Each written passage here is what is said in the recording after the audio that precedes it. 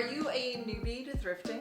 Maybe you've been thrifting a few times, but you are just not finding anything. I'm an avid thrifter and have been thrifting for most of my life on a regular basis, and I'm going to share some of my best tips and tricks with you.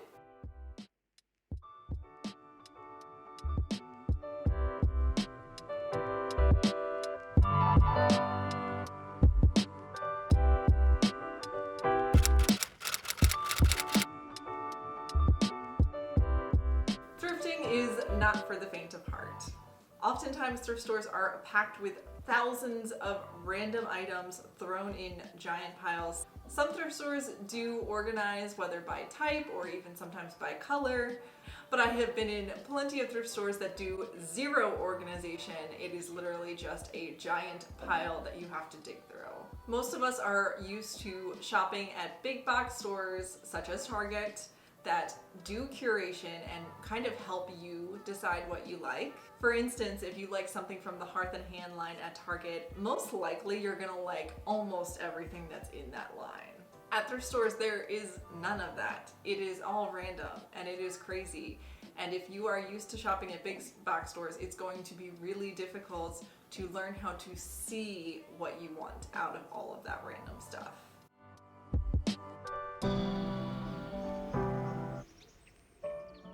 If you are completely new to thrifting and buying secondhand in general, then I would actually recommend starting at an antique store. Because they curate some of the best, but it still is a lot of more random things, it can help you hone your eye a little bit. I grew up going to a lot of antique stores with my parents, and I remember loving jadeite ware from a very young age. I just loved the color of it and it felt so fun. So now over the years, when I see it in a thrift store, I'm like, there it is. I've got it. Like, I can see it from a mile away.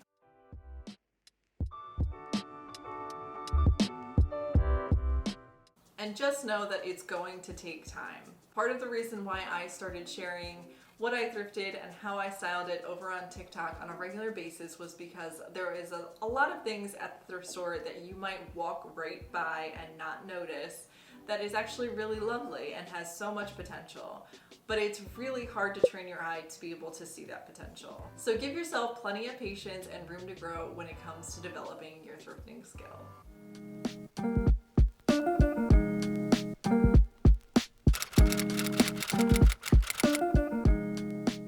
That leads me into my next point, which is going to be a phrase that you hear a lot from me, which is patience and persistence.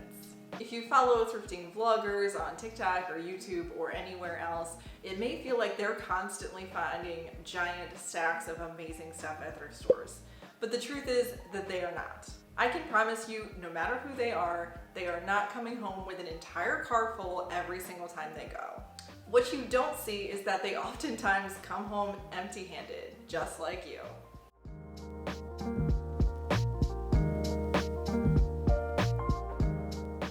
Of course, nobody wants to see that online. That's not something that would perform well, so who's gonna share that?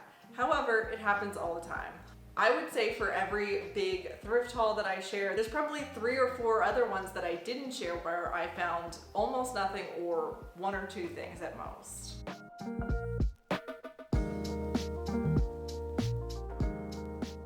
When I was looking for a dining table, I spent all day looking for it. I got up early and I hit 7 or 8 different thrift stores. I drove all around our area. I probably spent almost 2 hours driving that day to get to all of the different thrift stores that I was hitting. And while I did finally find our table, of course, at the thrift store closest to home, I honestly thought I was gonna come home empty-handed that day. Nothing is guaranteed when you go thrifting, and you have to be ready for that. So if you take nothing else from this video, please just remember patience and persistence.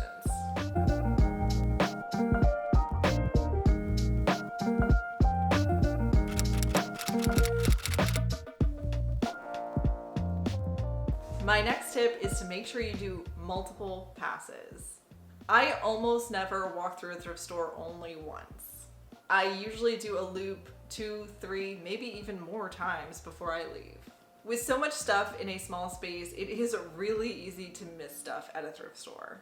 Especially in sections that I know that I'm looking for certain things in, I will walk through that section 3 or 4 times at least before I leave.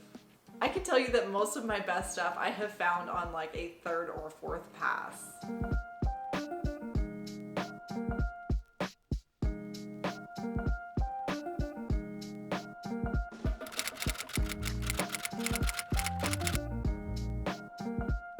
I have talked to a lot of friends who have gone out thrifting for the first time and they've hit 1 or 2 stores, didn't find anything, and were so disappointed. The truth is that even us very seasoned thrifters often come home completely empty-handed. I recently shared a Thrift with Me vlog, and the funny thing about that is that I had actually attempted to shoot that twice.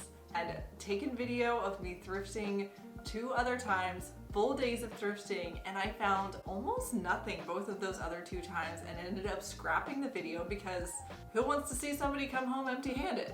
But that's the truth of it. Even an incredibly seasoned thrifter will oftentimes come home with absolutely nothing. You have good days and you have bad days. It's the luck of the draw when it comes to thrifting, and some days are blessed and you come home with your car absolutely stuffed full, and other days you come home with nothing. If it's something that you truly are interested in wanting to get into, you are definitely going to have to hone that skill, learn to be very patient, and be willing to go out even after you came home empty-handed 2 or 3 or 4 other times.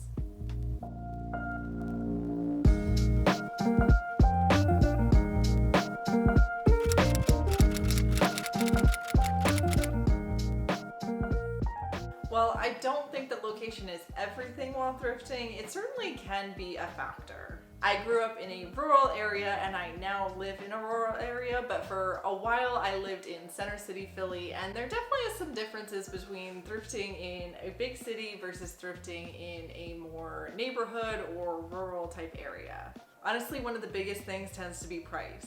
Not always, but there's certainly been more instances where I found that it seems like people who live in the city are just more aware of what might be desirable or how much something is worth, and so they might price something a little bit higher than if you had found it in a, small town thrift store instead.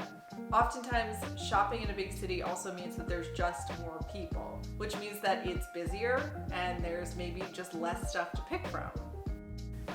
This was an issue I definitely encountered when trying to find our dining table. I had started by thrifting at some stores that were right outside of the city, and they were charging $800 or even $1,000 for a single table. When I made my way back and was thrifting in my area again, I was able to find our table for just over $100, which is a huge difference. Please don't let that scare you if you live in a big city and you want to go thrifting. I definitely recommend just jumping in wherever you're at, whatever is local to you and accessible to you, and giving it a try, seeing what you like. So if you're thrifting in a big city and you're just not finding anything after quite a while, I would say if you have the ability to widen your radius, maybe take a day trip with a friend and go thrifting in some small towns that are outside of the city. You might have some better luck, you might just have more fun. You absolutely can find things in big cities too, don't get me wrong, but I just think it's something to consider if you're struggling to find anything and you're doing most of your thrifting in a big city. Just to clarify, I really do love cities, and I have found some really great things in city thrift stores. I just wanted to point out that it can be a little bit difficult because I've had friends who have had their first experiences thrifting in big cities, and it definitely can put a bad taste in your mouth at times. But don't be afraid, give it a try. Just keep in mind that you may have a different experience in a different location, and maybe you just need to change things up if you're having trouble finding stuff in your specific area.